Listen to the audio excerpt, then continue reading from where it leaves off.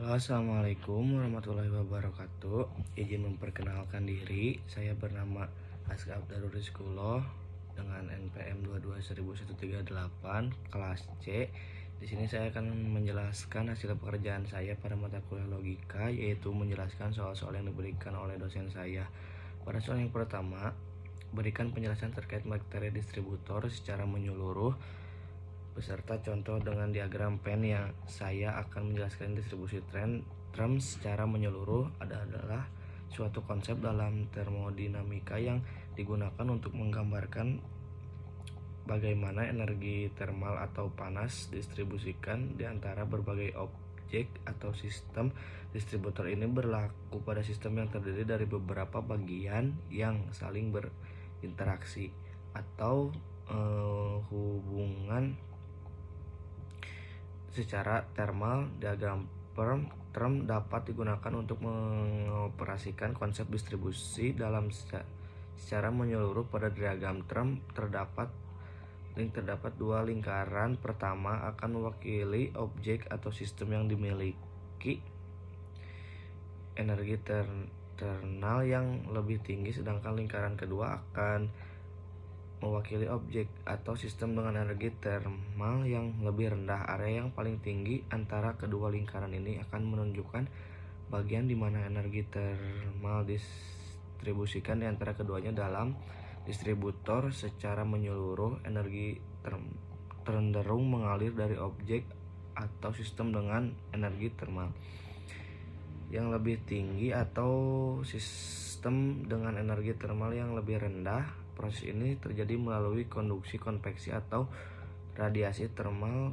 Ketika kedua sistem mencapai kesetimbangan termal, distributor akan mencapai kondisi di mana tidak ada aliran energi term yang bersih dari satu sistem ke sistem lainnya. Lalu pada soal yang kedua, berikan penjelasan terkait materi oposisi secara menyeluruh beserta contoh dengan traditional square of composition. Saya akan menjelaskan komposisi secara menyeluruh adalah konsep dalam logika yang digunakan untuk memahami hubungan antara pernyataan atau proposisi yang berlawanan. Komposisi ini mencakup 4 jenis hubungan oposisi yang terdiri dari kontradiksi dan subbab internasi. Salah satu cara untuk menggambarkan hubungan oposisi secara menyeluruh adalah dengan menggunakan traditional square of composition atau kotak komposisi. Tradisional adalah suatu diagram yang menunjukkan hubungan antara 4 jenis komposisi dalam logika. Karena diksi matahari, diagram ini terdiri dari 4 kuadran yang mewakili pernyataan positif A, negatif, tepat atau positif yang dinamakan dengan partikular, negatif yang dinamakan dengan. Saya akan memberikan penjelasan singkat tentang 4 jenis komposisi dalam logika beserta contoh menggunakan traditional square of composition. Memprediksi hubungan kontraksi terjadi antara pernyataan yang sepenuhnya berlawanan satu sama lain. Jika satu pertanyaan benar, maka pernyataan yang lain pasti salah, dan sebaliknya. Dalam diagram kontradiksi ditunjukkan oleh hubungan antara pernyataan atau positif dan negatif. Contoh, semua manusia adalah makhluk hidup yang dilambangkan dengan A, yaitu positif. Tidak ada manusia yang bukan makhluk hidup yang dinamakan dengan E, yaitu negatif. Lalu yang kedua, ada 4 jari hubungan kontrari terjadi antara pernyataan yang tidak bisa bersamaan benar, tetapi keduanya bisa bersamaan salah. Dalam diagram kontrari ditunjukkan oleh hubungan antara pernyataan atau positif O partikular negatif serta pernyataan E atau negatif dari presipura positif. Contoh, semua manusia adalah baik yang dinamakan dengan O, dan tidak semua manusia adalah baik yang dinamakan dengan O. Yang ketiga yaitu subkontrari. Hubungan subkontrari terjadi antara pernyataan yang tidak bisa bersamaan salah, tetapi keduanya bisa bersamaan benar. Dalam diagram second terakhir ditunjukkan oleh hubungan antara pernyataan ini atau partikular positif dan O partikular negatif. Contoh, beberapa manusia adalah cerdas yang dinamakan dengan ini, yaitu kategori positif. dan beberapa manusia tidak cerdas yang dilambangkan dengan yang terakhir yaitu O. Yang terakhir subang termasuk terjadi antara pernyataan yang saling berhubungan sebagai pernyataan universal atau A atau E dan partikularis, atau dalam diagram ditunjukkan oleh hubungan antara pernyataan A atau positif dan I partikular positif serta pernyataan E atau negatif.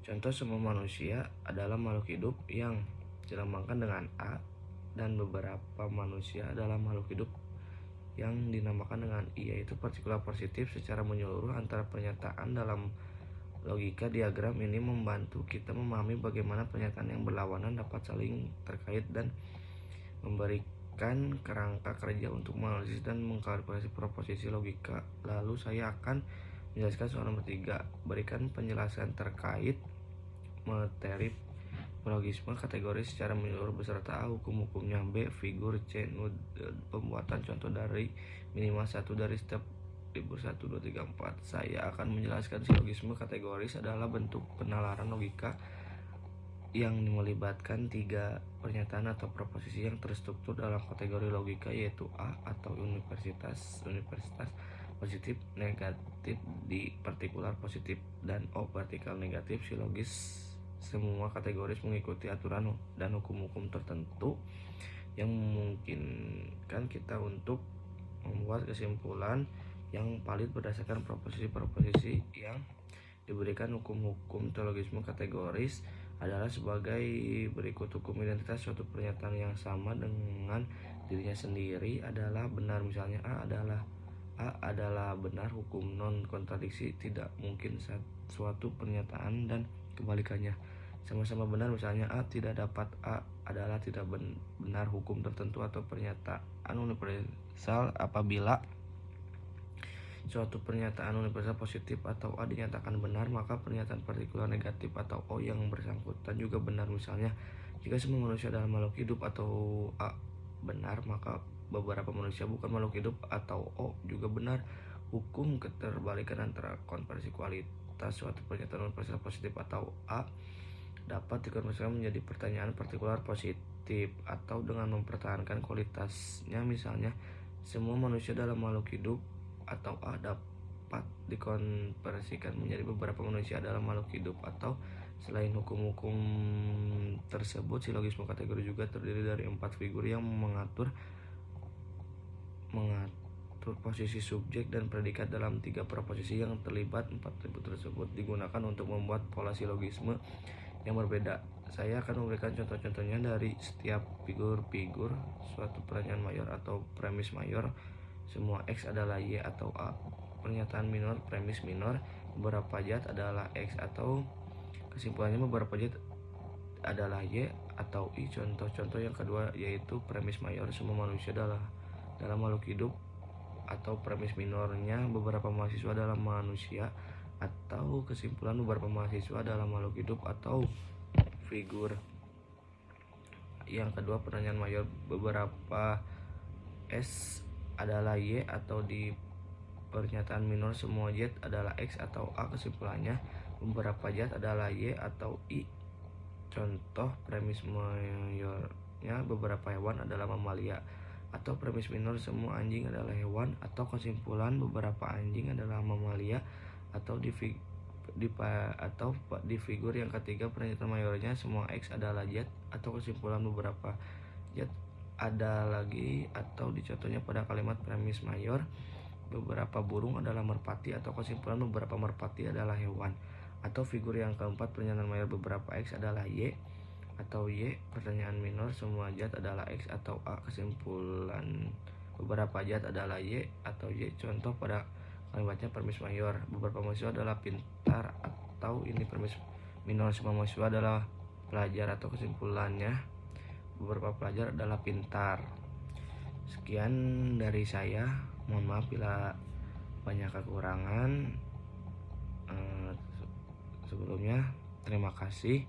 Wassalamualaikum warahmatullahi wabarakatuh.